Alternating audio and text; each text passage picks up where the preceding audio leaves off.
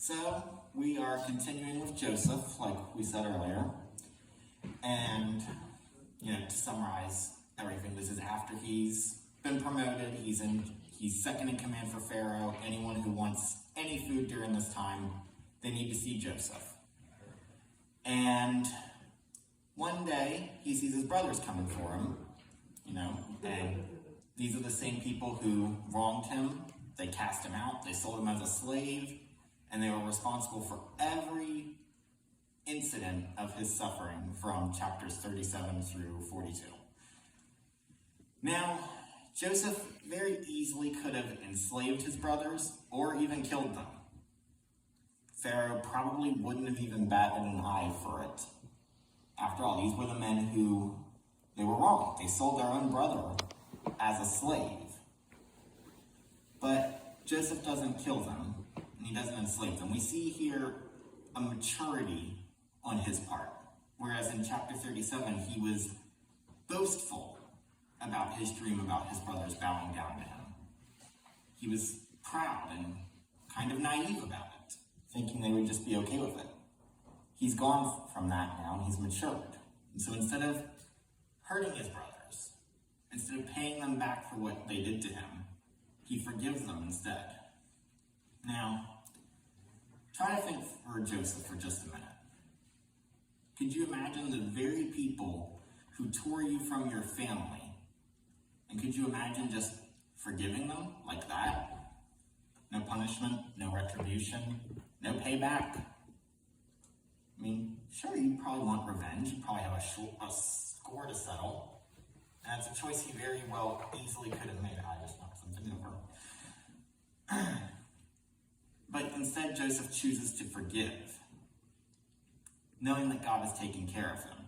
And now he can share that prosperity with his brothers and with their families. And so my first point is that forgiveness is always a choice that God gives us. We can easily take the easy road. We can easily choose to bear a grudge or to cast blame instead of forgiving like Joseph did. Now, it's not to excuse his brothers. His brothers were very clearly in the wrong, but they'd learned a lesson. And Joseph tested them in chapter 44 like we read at. Really like this chapter, actually.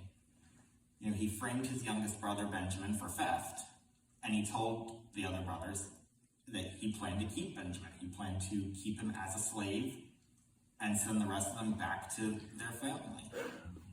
Now, his brothers could have taken the easy out again, like they did before when they sold Joseph. Instead of handling their feelings, instead of talking to Joseph or praying for maturity, they sold him as a slave.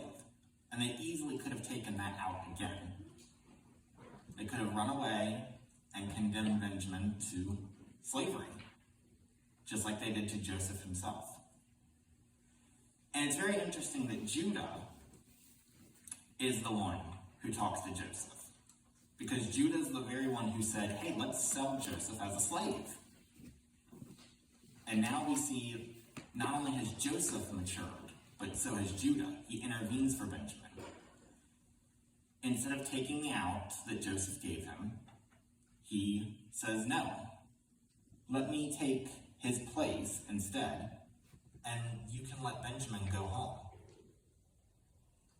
And this was something Joseph saw, that his brothers had changed. And Judah in particular. He was willing to let his own life as he knew it end. Also Benjamin, who for all he knew was guilty, could go free. Joseph could now see how his brothers had grown. And so he forgives them. He makes that choice. It's not always an easy decision to forgive someone. And sometimes we're tempted, after we forgive, to go back, to take a few steps back on that path.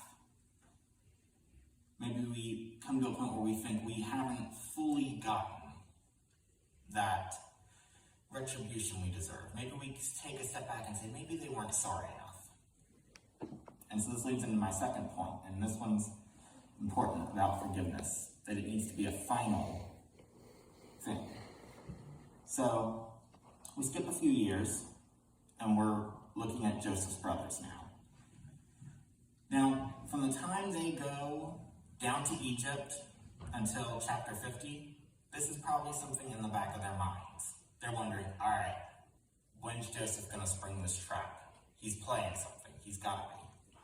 Maybe they thought Joseph was just being kind for their father's sake, playing nice until Jacob died, and then he could take his revenge. So in chapter 50, and I'm going to read this to you from verses 15 to 21, it says, "When Joseph's brothers saw that their father was dead, they said, 'What if Joseph bears a grudge against us and pays us back in full for all the wrong which we did to him?' So they sent a message to Joseph, saying, 'Your father charged before he died, saying, Thus you shall say to Joseph, Please forgive, I beg you, the transgression of your brothers and their sin, for they did you wrong. And now, please forgive the transgression of the servants of the God of your father.' And Joseph wept when they spoke to him. Then his brothers also came and fell down before him and said, 'Behold, we are your servants.' But Joseph said to them, 'Do not be afraid, for am I in God's place? As for you, you meant evil against me, but God meant it for good in order to bring about this present result, to preserve many people alive. So therefore, do not be afraid. I will provide for you and your little ones.' So he comforted them and spoke kindly to them." And this is also one of my favorite passages because we see how obviously he wasn't just playing nice. He wasn't just waiting for old Father Jacob to pass away so that he could get revenge. His forgiveness was true and it was final. We always can make that choice. And when you choose to make the choice of forgiveness, you have to let it all go. Joseph doesn't hold these crimes over their head like the sword of Damocles. We never read him mentioning it to them as leverage. Furthermore, he comforts them. Now imagine this for just a moment. Not only did he wipe away what they did, but he started clean with them. These men must have felt tremendous guilt. He was the very man they'd hurt, and he cared so much about them. He wanted to comfort them, even though he probably felt just as much pain. This was right after their father Jacob had died, okay? Now, I'm sure the death of a parent is rough. Thankfully, I've never had to experience it, but I've experienced the death of loved ones, and it's rough. So their father is gone. And unlike them, Joseph had missed so many years with his father. Upward of 13 years that he could have been with his father, and these men had taken it from him.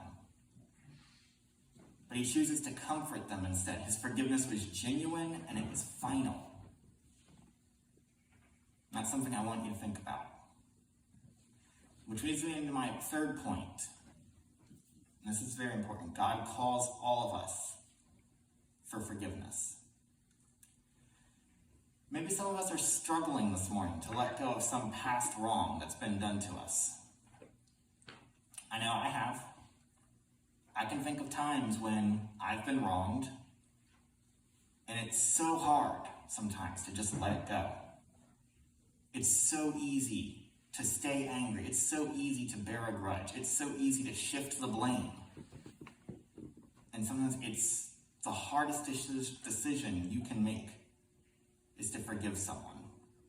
I'm going to read you something that Jesus said here. So he tells us the consequences for not forgiving. I always love reading the words of Jesus.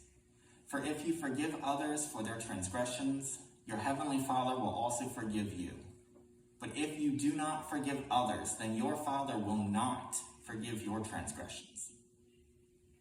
Joseph understood this. He knew he needed to forgive his brothers. And that's not only because forgiveness is a responsibility, but it's a privilege God has given us to forgive someone. It doesn't matter what that person's done to us. Joseph's own brothers sold him as a slave to a foreign country. He was mistreated, he was slandered, he was falsely imprisoned.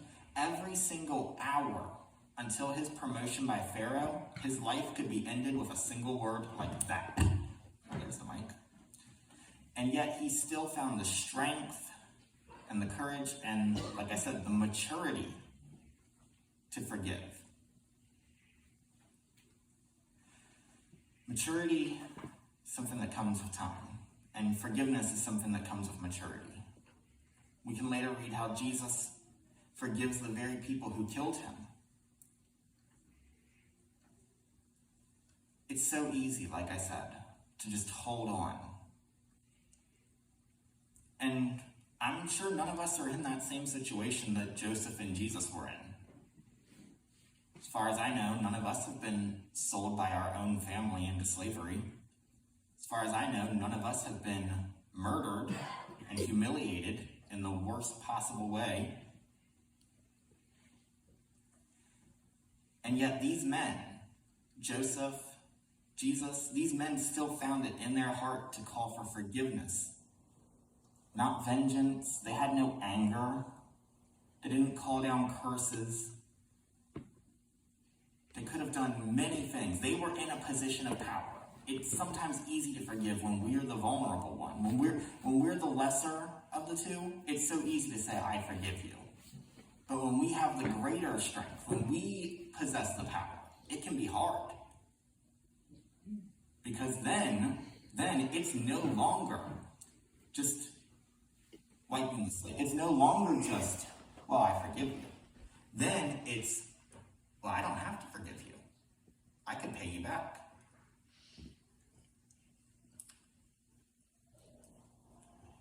And so my third point this morning that I really want us all to take away from this is to forgive.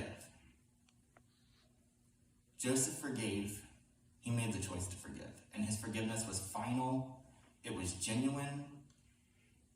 There was no reading between the lines. So often these days we read about this. People who make a deal or something and they didn't read between the lines. And now they're in a deal they didn't want.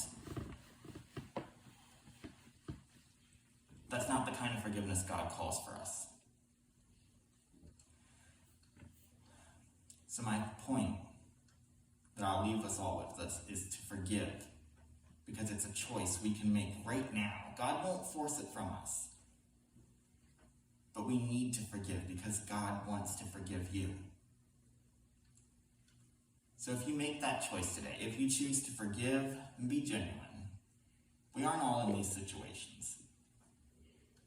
Sometimes we don't see the reward that Joseph saw. Sometimes we don't see good. Sometimes people will hurt us, and we may never see some good come from it. We may live our entire lives not knowing the rhyme or the reason for our suffering, but that doesn't change anything.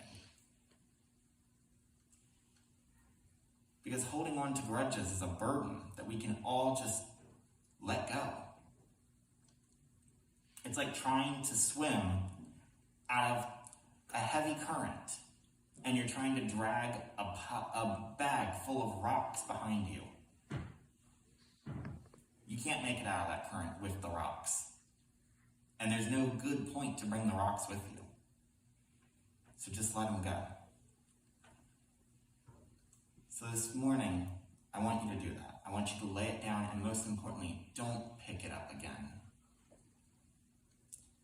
Ask God to break that hard shell of ice that sometimes forms when we hold on so long. Ask God to lead you to forgive. And lastly, let's remember to be like Joseph and to let go.